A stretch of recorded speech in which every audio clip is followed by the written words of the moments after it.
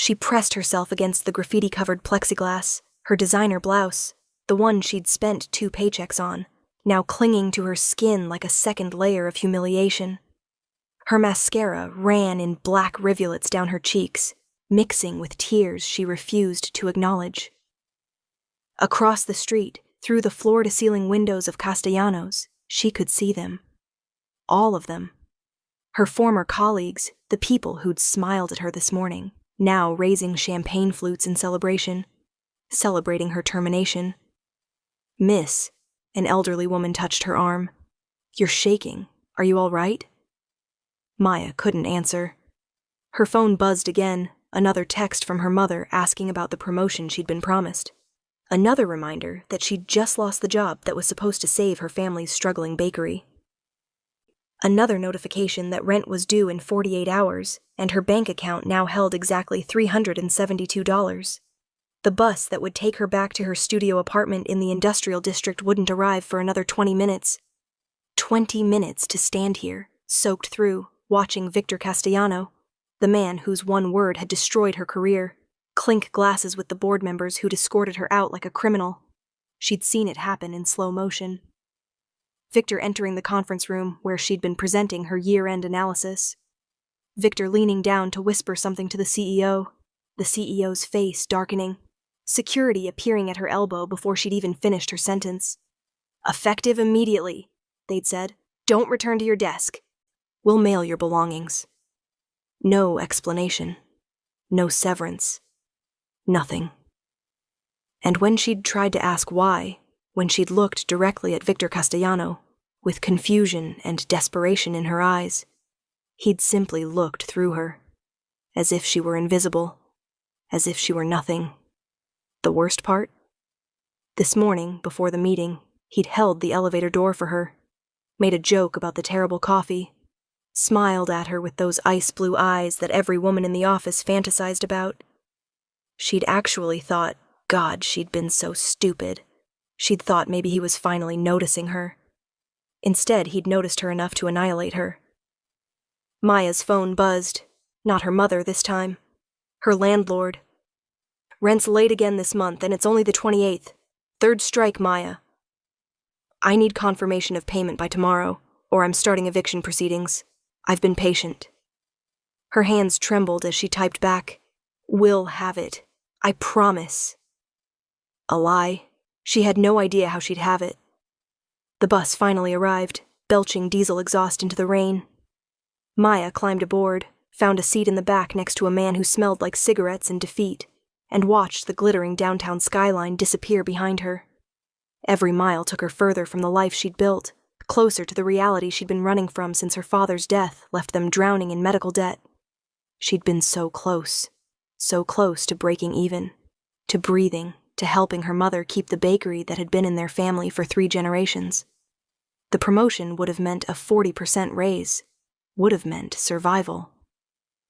Now it meant nothing. Maya closed her eyes and tried not to calculate how quickly everything would collapse. The apartment would go first, then her car. She was already 2 payments behind.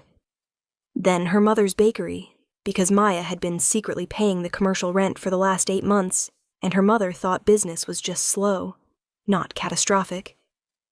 The bus lurched to a stop. Her stop. Maya stepped off into a pothole that sent cold water cascading into her shoe. Of course. Her apartment building loomed ahead, a converted warehouse with thin walls and thinner heat. But it was hers, for now. She climbed the 4 flights of stairs because the elevator had been broken since July, fumbled with her keys, pushed open the door to her tiny studio, and finally let herself collapse onto her second-hand couch. The tears came then, real ones, the kind that hurt your chest and make you feel like you're drowning from the inside out. Her phone lit up, another text. This one from a number she didn't recognize. "You left your laptop at your desk. Security wouldn't let me retrieve it for you. They're wiping it tomorrow. I'm sorry about what happened. James from IT."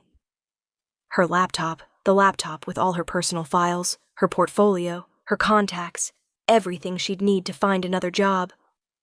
Gone tomorrow. Maya let out a sound somewhere between a laugh and a sob. Perfect. Absolutely perfect. She peeled off her wet clothes, took a scalding shower that barely produced enough hot water to warm her, and crawled into bed at 7:30 on a Friday night. Through her thin walls, she could hear her neighbor's television, someone else's laughter, the sounds of lives continuing while hers fell apart. Sleep came fitfully, full of nightmares about Victor Castellano's cold eyes and the way he'd looked straight through her. The phone rang at midnight. Maya jolted awake, heart hammering, disoriented in the darkness. For a confused moment she thought maybe it was all a dream. Maybe she'd wake up and still have her job, still have a future. Then she saw her landlord's name on the screen. "Hello?" Her voice cracked with sleep and dread. "Maya?" Mr. Peterson sounded strange. Worried, maybe? "Maya, I'm at your apartment. Your door is open, everything's gone." The words didn't make sense. "What?" I'm in my apartment. I'm in bed." "No, honey. No, you're not. I'm standing in your unit right now. Number 412, right? It's completely empty. Cleared out." The door was standing wide open when I came to check on a water leak downstairs. Ice flooded Maya's veins. She sat up, turned on her bedside lamp. Everything was exactly where it should be. Her furniture, her clothes, her life. "Mr. Peterson, I don't understand. I'm literally in my bed right now, in 412. A long silence. "Maya, you're in 412? "Yes." "What building?" The question made no sense. "What do you mean, what building?" "Your building. 1247 Industrial. Maya." His voice changed, became very gentle. "Honey, that's not my building. My building is 1247 Industrial Avenue. You've been giving me that address since you moved in, but my property is at 1247 Industrial Court. Different building, 2 blocks over." The room tilted. No, that's not. I signed a lease with you. 6 months ago." "You signed a lease for a unit at 1247 Industrial Court, apartment 412, the apartment that's currently empty with the door wide open and looks like someone cleared it out in a hurry." Maya's mind raced, trying to make sense of it. 6 months ago, desperate for a place after her previous roommate situation imploded, she'd found the listing online, toured the apartment, loved the exposed brick, the big windows, signed the lease, moved in that week. She'd been so stressed, so overwhelmed with work and her mother's situation, she'd barely glanced at the address. And Mr. Peterson had always met her there for inspections, for maintenance issues. She'd never questioned it. "I'm coming over," Mr. Peterson said. "What's your actual address?" Maya looked around her apartment with new eyes, told him the address from the piece of mail sitting on her counter. 20 minutes later, there was a knock at her door. She opened it to find Mr. Peterson, kind, balding Mr. Peterson who'd been patient about her late rent, standing there with a police officer. "Miss Reynolds," the officer said, "I need to ask you some questions. Starting with, who actually owns this apartment you're living in?" The truth came out in pieces, each one more horrifying than the last. The apartment wasn't Mr. Peterson's. He'd never owned this building. When Maya had found the listing online 6 months ago, it had been a scam. Someone had stolen photos from a legitimate listing and created a fake one. But not to steal her deposit. Something more elaborate. Someone had been letting her live here. Someone had been accepting her rent payments to an account she'd assumed was Mr. Peterson's. Someone had been maintaining the fiction that she had a legitimate lease. "I don't understand," Maya whispered. "Why would anyone do that?" The officer exchanged a look with Mr. Peterson. "Miss Reynolds, this building is owned by Castellano Properties, has been for 3 years, and according to their records, this specific unit has been held vacant intentionally, reserved, they said, not available for lease." The name hit her like a physical blow. "Castellano? The property management company wouldn't give us more details without a warrant, but yes, Castellano Properties, big real estate firm downtown, run by Victor Castellano," Maya finished, her voice hollow. The officer's eyes sharpened. "You know him?" I worked for him. Until today. Until he had me fired. The pieces were there, scattered around her like shattered glass, but Maya couldn't make them form a picture that made sense. Why would Victor Castellano, a man who'd never spoken more than 5 words to her before today, arrange for her to live in one of his apartments? Why would he let her believe she had a legitimate lease? Why would he wait 6 months and then destroy her job? "Miss Reynolds, I need you to pack a bag," the officer said gently. "This apartment isn't legally yours. The actual owner could press charges for trespassing, and given that Castellano Properties already filed a complaint about the unit being occupied—" "What?" Maya's head snapped up. "When?" "This afternoon. Someone from their office called it in around 5 p.m. Said they'd discovered an illegal occupant in one of their properties. 5 p.m., hours after he'd had her fired. Victor Castellano hadn't just destroyed her job. He'd set her up to lose her home the same day. He'd been orchestrating this from the beginning, letting her live here just so he could take it all away at once." Maya felt something cold and hard settle in her chest, something that pushed past the fear and confusion into fury. "I'm not going anywhere," she heard herself say. "Not until I understand why. Not until he tells me what I did to deserve this." The officer shook his head. "Miss Reynolds, that's not—" "Is someone from Castellano Properties coming here tonight to throw me out? Well, no, probably not until Monday, when their offices—" "Then I'm staying until Monday, and Monday morning.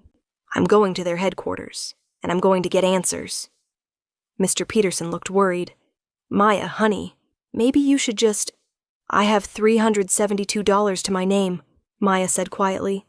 "No job, no prospects, no apartment apparently. In 3 days I won't be able to afford a hotel room, much less first and last month's rent somewhere new. I have nothing left to lose, so I'm going to find out why Victor Castellano decided to ruin my life, and then I'm going to make sure everyone knows what kind of man he really is." The officer sighed, but didn't argue further. He took her statement, made her sign some paperwork, and left with a warning that she was there at her own risk. When they were gone, Maya sat in the apartment that wasn't hers and opened her laptop, the one James had warned her about. The work laptop she'd grabbed before security could stop her, the one with all her personal files backed up because she'd never trusted the cloud. She started researching. Victor Castellano, 34, self-made billionaire. Took over his family's struggling construction company at 22 and turned it into an empire spanning real estate, development, and private equity. Known for being ruthless. Known for never losing. Known for keeping his personal life completely private. She dug deeper, past the puff pieces and Forbes profiles, found rumors, whispers about deals that went bad for anyone who crossed him, business partners who sued and then mysteriously dropped their cases, a few journalists who'd started investigating his business practices and then suddenly stopped. Nothing concrete, nothing provable. Just a pattern of people getting too close to Victor Castellano and then backing away. Why her? What had she done? Maya thought back over every interaction she'd had with him in her 2 years at the company. There hadn't been many. A few shared elevator rides. One company event where they'd been seated at the same table, and he'd asked her about her background. She'd told him about the bakery, about her father, about wanting to help her mother keep the family business alive. He'd seemed interested. Kind, even. Had asked thoughtful questions. 2 weeks later, she'd gotten her first raise. Unsolicited. 6 weeks after that, she'd found the apartment listing. The perfect apartment at a price she could almost afford. Oh, God. Maya's hands trembled as she scrolled through her email history. Found the listing. Clicked through to the fake website that had hosted it. Used a tool to check when the domain had been registered. 1 day before the listing appeared. 1 day after she'd told Victor Castellano she was desperately looking for a new place to live. He'd created this. All of it. The apartment, the fake landlord, the entire setup. He'd been controlling her life for 6 months, and she'd never known. But why? Maya barely slept that night. She kept expecting someone to come, to force her out, to finish whatever game Victor was playing. but nobody came. The apartment stayed quiet, except for the sound of her racing thoughts. At 8 a.m. on Monday morning, she put on her best suit, the navy one she'd worn to her interview 2 years ago, the one that made her feel powerful even when she wasn't.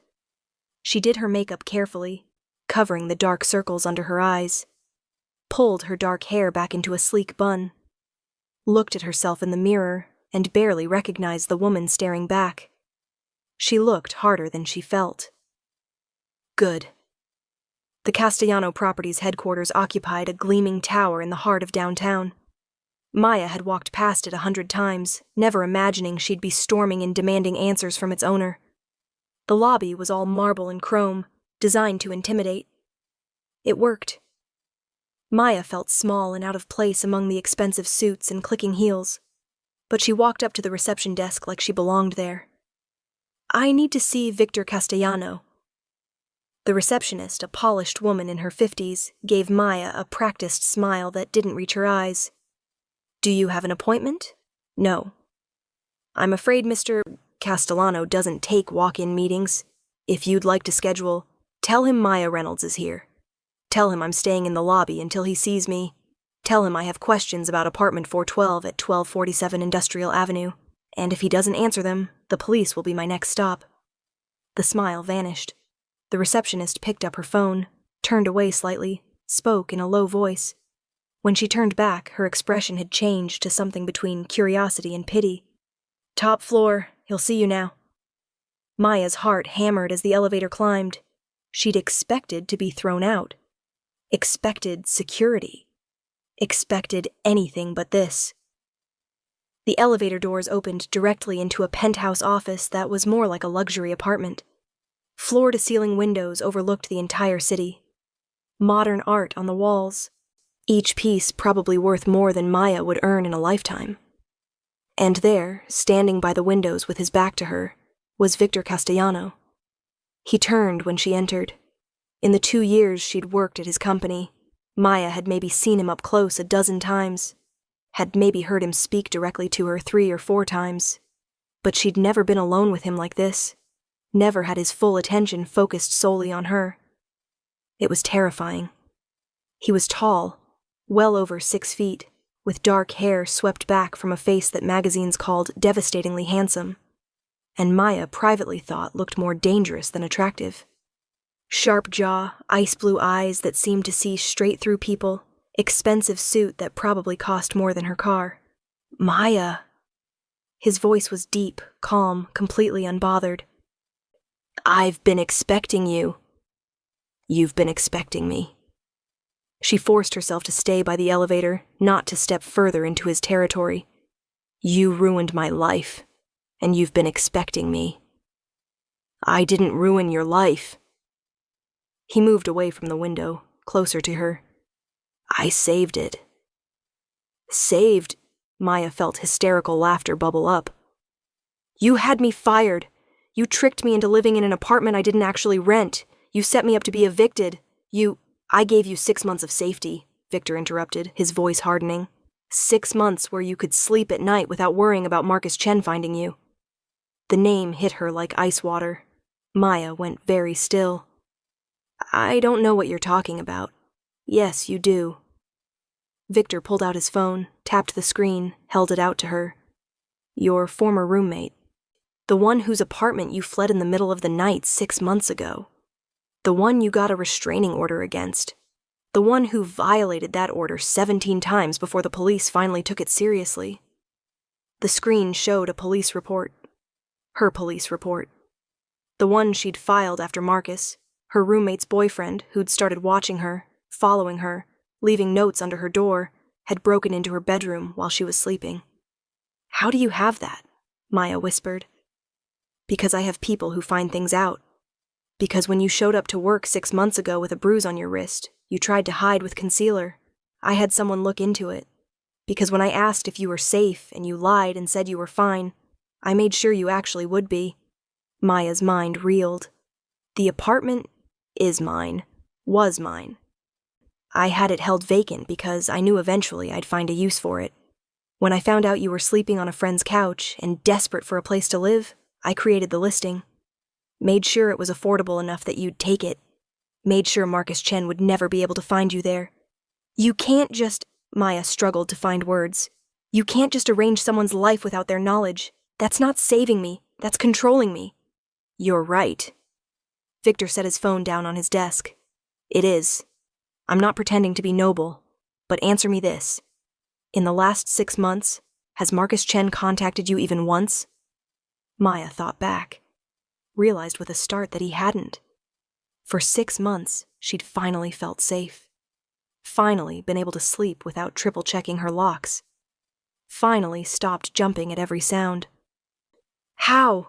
She asked quietly. Because I made sure he knew that if he came near you, he'd have to answer to me. And people who have to answer to me tend to develop a healthy sense of self-preservation. And my job. You destroyed my job because— Victor's expression changed, became almost rueful. That wasn't part of the plan. That was a mistake. A mistake? You were supposed to be promoted last Friday, head of your department. 40% raise, just like you'd been promised. I'd made sure of it. But then you submitted that report. Maya's blood ran cold. The analysis on the Sullivan account. The Sullivan account that I personally guaranteed. The Sullivan account that, according to your very thorough and very accurate report, was built on fraudulent projections and inflated property values. The Sullivan account that, if exposed, would cost me somewhere in the neighborhood of $300 million and potentially criminal charges. It was the truth, Maya said. The numbers didn't add up. I did my job. You did your job too well. Victor moved behind his desk, leaned against it. And suddenly I had a problem. Because you're brilliant, Maya. Brilliant enough that other people were going to start asking questions once they saw your report. Brilliant enough that you'd uncovered something I'd spent 2 years carefully hiding. And brilliant enough that I couldn't just pay you to be quiet, because you're not the kind of person who can be bought. So, you fired me instead. Destroyed my career so no one would believe me. I made sure your report never saw the light of day. I had you removed before the board meeting, before anyone else could read your analysis. I had your computer wiped, your files deleted, and yes, I made sure you wouldn't be able to work in this industry again, because if you did, if you got hired somewhere else, you'd probably try to expose what you'd found. Maya felt sick. So I was right. You're exactly what I thought you were. A criminal who destroys anyone who gets in his way. Yes, Victor said it simply, without apology. I am. But I'm also someone who's been trying to figure out how to fix the Sullivan situation for 3 months now. Someone who's been working to unwind the deal before it implodes and takes innocent investors with it. Someone who didn't want to destroy your career, but couldn't see another way to protect what I'd built. You could have been honest with me. Could I? Victor's eyes locked onto hers. If I'd come to you 3 months ago and said, Maya, you're going to discover some accounting irregularities in the Sullivan account, and I need you to help me quietly fix them instead of exposing them, what would you have done? Maya wanted to lie, wanted to say she would have agreed. But they both knew the truth. I would have gone to the authorities, she said quietly. Exactly, because you're honest, because you believe in doing the right thing. Because you're— He stopped himself. Because you're you. The way he said it made something twist in Maya's chest. There was too much weight in those words, too much meaning she didn't understand. Why? She asked. Why go through all this? The apartment, tracking Marcus, any of it? You said you noticed a bruise on my wrist. You barely knew me. Why would you care? Victor was quiet for a long moment. When he spoke, his voice was different, softer, more raw. Do you remember the Christmas party 2 years ago? Maya blinked at the apparent non sequitur. The company party? You sat at my table. We talked for 3 hours. You told me about your father, about how he'd taught you to bake when you were 6 years old, about how he died owing hundreds of thousands in medical bills because his insurance denied his treatment, about how your mother was losing the family bakery trying to pay them off, about how you'd gone into finance because you wanted to understand the systems that had failed your family. You wanted to fix them from the inside. Maya remembered.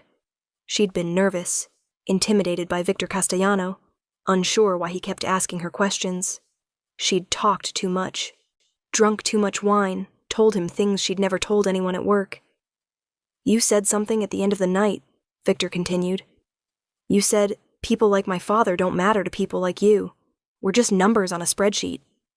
Just acceptable losses in a system designed to protect the ones at the top." And then you apologized for saying it. You actually apologized to me for telling me the truth about myself. Maya's throat tightened. She did remember that. Had cringed about it for weeks after. "I went home that night," Victor said, "and I couldn't stop thinking about you. About what you'd said. About the fact that you were right. About the fact that I'd spent 10 years building an empire and never once thought about the people my success was built on. And then I started paying attention. I noticed you working late every night. Noticed you skipping lunch. Noticed you looked exhausted and stressed and like you were carrying the weight of the world. So you investigated me." "So I made sure you were safe," Victor corrected. "And yes, I knew it was crossing lines. I knew it was wrong. But Maya, do you have any idea what Marcus Chen was planning to do to you?" The question was quiet. Terrible. "I got a look at his computer," Victor continued when Maya didn't answer. "Before I had someone convince him to move 3 states away and never come back. He had photos of you, hundreds of them, maps of your routine, lists of your friends. He was obsessed, Maya. And he was escalating. The police weren't taking it seriously. And you were sleeping on a friend's couch thinking a restraining order would protect you." Maya's hands were shaking. "You had no right. I had every right." Victor's voice turned hard. "Because someone needed to. Because you were drowning and nobody was helping you. Because you're brilliant and brave, and you deserve better than to be stalked by a violent man while working yourself to death trying to save everyone else." "Stop," Maya whispered. "Stop acting like you did this for me. You did this because you wanted control. Because you saw something you wanted and you took it." "You're right." Victor didn't look away. "I did see something I wanted. Someone I wanted. And I did take control, because that's what I do. But don't pretend you didn't benefit. Don't pretend the last 6 months haven't been better for you. Safer. Don't pretend you haven't slept better knowing Marcus Chen couldn't find you." Maya wanted to argue, wanted to tell him he was wrong. But she couldn't. "And now?" she asked. "Now you fired me, set me up to be evicted, made sure I'll never work in finance again. What's the end game, Victor? Was this all just an elaborate way to punish me for finding out about Sullivan?" "No." He moved around the desk, closer to her, close enough that Maya had to tilt her head back to meet his eyes. "This was an elaborate way to give you a choice. A choice. You can walk out of here right now. I'll write you a check for enough money to get a new apartment, survive until you find work. I'll make sure the Sullivan situation doesn't touch you. You'll never have to see me again.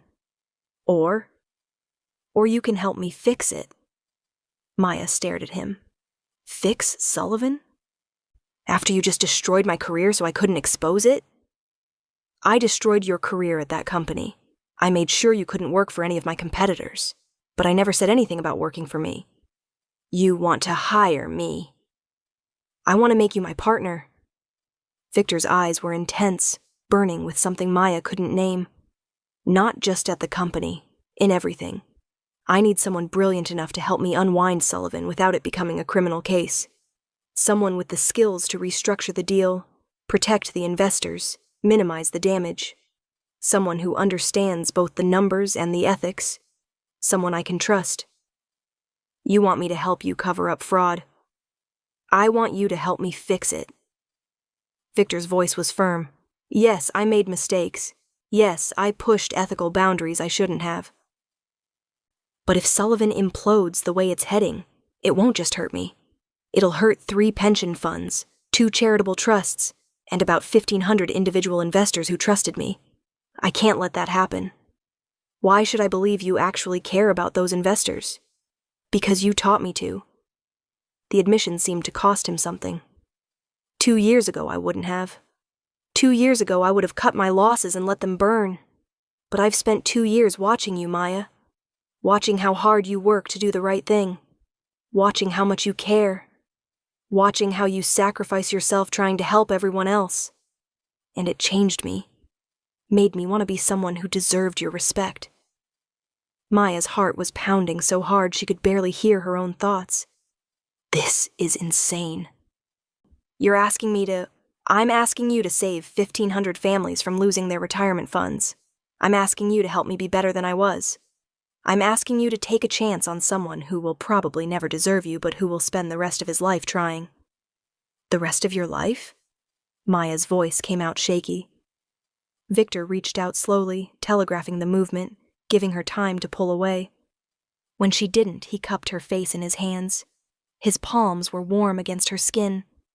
I don't do anything halfway, Maya. When I want something, I take it. When I commit to something, I see it through.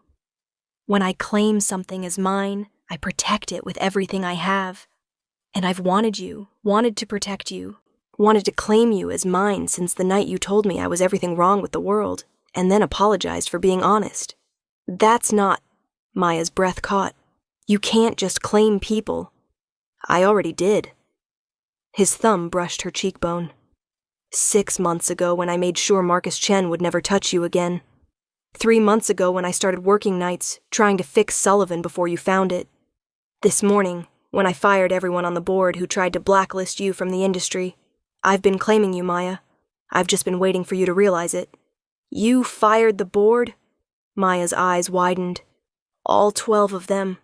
Gave them severance packages that were contingent on them signing NDAs and agreeing never to interfere in your career. It cost me about $30 million in 3 key business relationships, but I wasn't going to let them hurt you. Maya should have been angry, should have felt manipulated, should have pushed him away and walked out and never looked back. But all she could think about was that for 6 months, she'd felt safe for the first time in years. That someone had been protecting her, watching over her, making sure she was okay. That Victor Castellano, ruthless, dangerous, morally complicated Victor Castellano, had been fighting for her before she even knew there was a battle. Say yes. His voice dropped to something rough and desperate. Help me fix Sullivan. Work with me. Let me teach you everything I know about this industry, while you teach me how to navigate it without sacrificing my soul. Let me protect you while you keep me honest.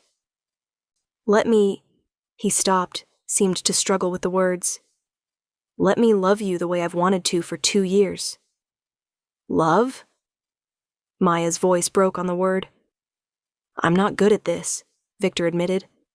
I'm used to taking what I want, not asking for it. I'm used to control, not vulnerability. But you make me want to be better. Make me want to deserve you. And I'm asking, I'm begging, for a chance to prove that I can be. Maya's mind raced through everything she'd learned in the last 12 hours. The apartment that wasn't hers, but had been the first place she'd felt safe in months. The job she'd lost, but that had been destroying her with stress and impossible hours. The man standing in front of her who'd manipulated her life, but also saved it in ways she was only beginning to understand. It was twisted, probably unhealthy. Definitely complicated. But it was also the first time in years that someone had put her first, had cared enough to act, even if those actions crossed every ethical boundary. I have conditions, Maya heard herself say. Something like relief flooded Victor's face. Anything. Complete honesty about Sullivan, about your business, about everything. If I'm going to help you, I need to know exactly what I'm working with. Done. I want a real contract, a real partnership, not just in the business, but in the decisions. I'm not going to be window dressing while you make all the calls. Done. And if I find out you're lying to me, if I discover there are more secrets, if you ever manipulate my life like this again without my knowledge, I walk. No matter what. No matter how much She stopped herself. No matter how much you what? Victor's voice was soft, intense. No matter how much I want to stay, Maya admitted quietly. Victor's smile was slow and devastating. You want to stay. I'm probably insane. Probably. He pulled her closer until she could feel the heat of his body, smell his cologne, something expensive and woodsy that made her head spin. But you're staying. I'm staying, Maya breathed. Victor kissed her then, and it was nothing like Maya had imagined, nothing gentle or tentative about it. He kissed her like he'd been starving for it, like she was oxygen, and he'd been drowning. His hands slid into her hair, ruining her careful bun, and Maya didn't care. She grabbed his jacket, pulled him closer, kissed him back with 2 years of tension and 12 hours of terror and the desperate relief of finally understanding. When they finally broke apart, both breathing hard, Victor rested his forehead against hers. I have something for you, he said. He moved to his desk, opened a drawer, pulled out a folder, handed it to Maya. Inside were keys, real keys, and a deed. Apartment 412 is yours, Victor said. Actually yours. I transferred the deed this morning. No fake landlords, no conditions. If you want to live there, it's yours. If you never want to see it again, sell it. Your choice. Maya stared at the papers. You can't just give me an apartment. I can do whatever I want. I'm very rich. The corner of his mouth quirked up. But more importantly, you earned it. 6 months of rent payments, Maya. You paid for that apartment. I just made sure the money went to the right place. I paid maybe $15,000. This apartment is worth whatever I say it's worth, and I say it's yours. Victor's expression turned serious. You need to understand something. Everything I have, everything I've built, I'm putting it in your hands. You're going to have access to all of it. My accounts, my deals, my secrets. Because I trust you, and because I need you to trust me. This isn't just about Sullivan. This is about building something new. Something better. Together. Maya looked down at the deed, then back up at Victor. What if I can't fix Sullivan? Then we'll deal with the consequences together. But Maya, if anyone can salvage that situation, it's you. I've read everything you've ever written. Every analysis, every report. You see patterns other people miss. You understand systems in a way that's almost frightening. If there's a way to make this right, you'll find it. You have a lot of faith in me for someone who just had me fired to stop me from exposing you. I had you fired to protect you from my own mistakes. There's a difference. Victor pulled her close again. And for what it's worth, I've been terrified for the last 3 days that you'd figure out what I'd done and hate me forever. The fact that you're still standing here is more than I deserve. I should hate you, Maya said. You manipulated my entire life. You should. But do you? Maya thought about it. Really thought about it. About Marcus Chen and the 6 months of peace. About the impossible stress of her old job and the relief of it being over, even if she hadn't chosen it. About standing in this office with a man who'd turned her world upside down and somehow made her feel safer than she had in years. No, she admitted. I don't hate you. I should, but I don't. Why not? Because I think you're telling the truth. I think you really do want to fix Sullivan. I think you really do care about those investors. And I think, she took a breath, I think you saw me when nobody else did. Really saw me. Not just the employee who worked hard, but the person who was drowning. And you threw me a lifeline, even though I didn't ask for one. I did see you. Victor's voice was rough. I saw you, and I couldn't look away. Still can't. Don't think I ever will. Maya reached up, traced the line of his jaw. This is crazy. Completely insane. We're going to have to set some serious boundaries. Whatever you need. And if we're doing this, if we're really partners, I need you to promise me something. Anything. Promise me that from now on we make decisions together. No more orchestrating my life without my knowledge. No more protecting me by controlling me. If something's wrong, if there's danger, if you're worried, you tell me. You trust me to handle it. You trust me to be strong enough. Victor's eyes searched her face. I promise. But you have to promise me something, too. What? Promise me you'll let me protect you when you need it. That you won't try to carry everything alone. That you'll trust me enough to lean on me. Maya thought about all the months she'd spent juggling impossible rent payments, and her mother's bakery, and Marcus Chen's stalking, and the pressure at work. Thought about how exhausting it had been to pretend she was fine, to never ask for help, to slowly crumble under the weight of it all. I promise, she whispered. Victor kissed her again, softer this time. Sweeter. Like a seal on the deal they'd just made.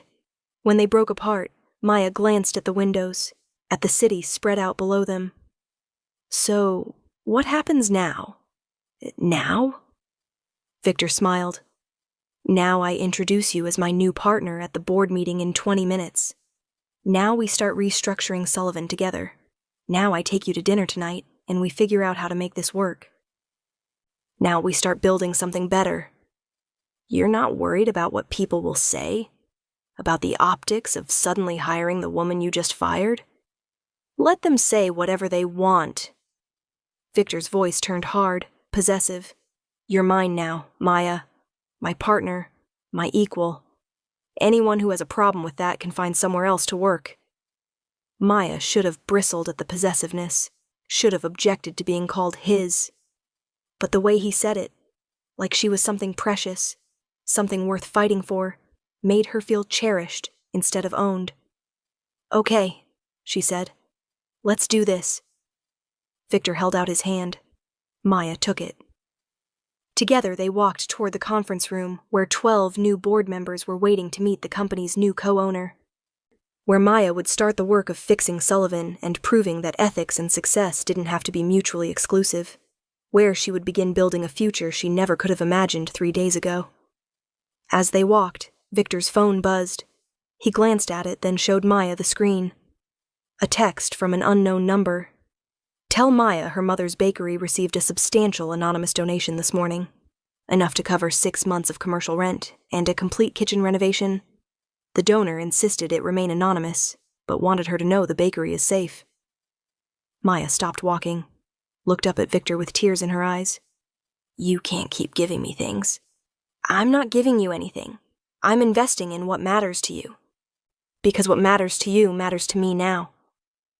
He brushed away a tear that had escaped down her cheek. Your mother's bakery matters. Your father's legacy matters. You matter, Maya. More than anything. This is too much. This is barely the beginning. Victor pulled her close, pressed a kiss to her forehead. You're going to have to get used to it. I'm very good at getting what I want, and what I want is to see you happy. What I want is to give you back everything the world took from you. What I want is to spend the rest of my life making sure you never have to choose between helping others and taking care of yourself. Maya buried her face in his chest, overwhelmed by the enormity of it all, by the man who'd manipulated her life, but also saved it. By the future unfolding in front of her that was nothing like what she'd planned, but somehow felt more right than anything she'd imagined. I'm terrified, she admitted. Good. Victor's arms tightened around her. That means you're paying attention. But Maya, I need you to understand something. I'm terrifying when I'm protecting something I care about. I'm ruthless when someone threatens what's mine. And you're mine now. Which means nothing, and no one is ever going to hurt you again. Not Marcus Chen, not the board, not anyone. You're under my protection, and I don't take that lightly. Is that supposed to be romantic? It's supposed to be the truth. Victor pulled back enough to look at her. I'm not going to pretend to be someone I'm not. I'm not a good man, Maya. I'm not going to suddenly become soft or ethical or safe. But I am going to be yours. Completely, absolutely yours. And I'm going to spend every day trying to be the man you make me want to be. Maya looked up at him. This complicated, dangerous, brilliant man who'd turned her world upside down. Who'd seen her when she was invisible. Who'd protected her when she was vulnerable. Who was offering her a partnership that was about so much more than business? "Then let's be terrible together," she said. "Let's fix Sullivan and break all the rules and build something that's ours. Let's be the people who do the right thing, even when it costs us everything. Deal." Victor kissed her once more, hard and possessive. "Now come on. We have a board meeting to attend and an empire to rebuild. Together." As they walked into the conference room hand in hand, Maya felt something settle in her chest. Something like coming home, like finding her place in the world, like finally being seen for exactly who she was, and chosen anyway. It wasn't the future she'd planned. It was better. And when Victor introduced her to the board as his partner, his equal, the woman who would help reshape everything they'd built into something better, when he looked at her with pride and possession and love, Maya knew she'd made the right choice. They would fix Sullivan together. They would face the consequences of Victor's past mistakes together. They would build something new together. And if the world didn't like it, if people whispered about how inappropriate it was, how twisted the situation had been, well, let them whisper. Maya Reynolds had spent her whole life trying to be acceptable, trying to follow the rules, trying to be small enough that nobody noticed when she was struggling. But Victor Castellano had seen her, had claimed her, had shown her that sometimes the most powerful thing you could do was take up space, demand what you deserved, and refuse to apologize for wanting more. So that's exactly what she was going to do. 3 months later, Maya stood in the same building where she'd once taken the bus home in the rain, watching the sun set over the city. She wore a ring on her left hand now, an emerald surrounded by diamonds that Victor had slipped onto her finger one quiet Sunday morning with a simple, "You're mine forever now." No romantic proposal, no grand gesture, just a statement of fact and a ring that probably cost more than her childhood home. It was perfect. Sullivan had been restructured. The investors were safe. The pension funds were protected. And Maya had earned a reputation as the woman who'd saved 1,500 families from financial ruin, while also managing to keep Victor Castellano from going to prison. The media loved the story. The ethical finance wunderkind who'd tamed the ruthless billionaire. The woman who'd reformed the bad boy. They got it all wrong. Victor hadn't changed who he was. He was still ruthless, still dangerous, still willing to bend every rule that didn't completely break. But now he had Maya to keep him honest, to make sure his ruthlessness was directed at protecting people instead of exploiting them, to be his conscience when his own was murky. And Maya hadn't tamed him. She'd just shown him that protecting the people you loved was more satisfying than destroying the people who got in your way. "You look thoughtful." Victor's arm slid around her waist from behind. "Regretting saying yes yet?" "Not even a little bit." Maya leaned back against his chest. "Though I'm still waiting for someone to pinch me and tell me this is all a dream. If it is, we're sharing it." Victor pressed a kiss to her neck. "Come on, your mother's expecting us for dinner. Something about wanting to discuss wedding plans?" Maya groaned. "I told her we weren't doing a big wedding." "You told her that." She heard, "Please help me plan the social event of the season." Victor laughed. "Just let her be happy, Maya. After everything she's been through, she deserves it." He was right. Her mother's bakery was thriving now.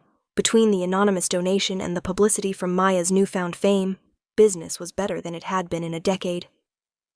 Her mother was happy, healthy, and completely charmed by Victor despite Maya's warnings about his complicated morality. "Fine," Maya sighed. "But if she tries to make me wear a dress with a train longer than the actual aisle, you're intervening." "Deal." Victor turned her in his arms, kissed her properly. "I love you. Have I mentioned that today?" "Once or twice." Maya smiled against his lips. "But feel free to repeat it. I love you. I'm obsessed with you. I'm yours forever. You're the best thing that ever happened to me. You make me want to be better than I am. You're terrifying and brilliant and perfect." Victor kissed her between each declaration. "How's that?" "Adequate," Maya teased. "Adequate?" Victor's eyes glinted with mischief and heat. "I'll show you adequate later." "Is that a threat or a promise?" "Both." Maya laughed, and it felt like freedom, like safety, like home. She'd taken the bus home in the rain, thinking her life was over. She'd stood in an apartment that wasn't hers, feeling like she'd lost everything. But she'd been wrong. She hadn't lost everything. She'd just been clearing space for something better. Something bigger. Something that was completely hers. And as Victor drove her to her mother's bakery in his obscenely expensive car, his hand warm on her thigh, their future spread out before them like an unwritten book, Maya Reynolds knew she'd never take the bus home again. She didn't need to. She was already home.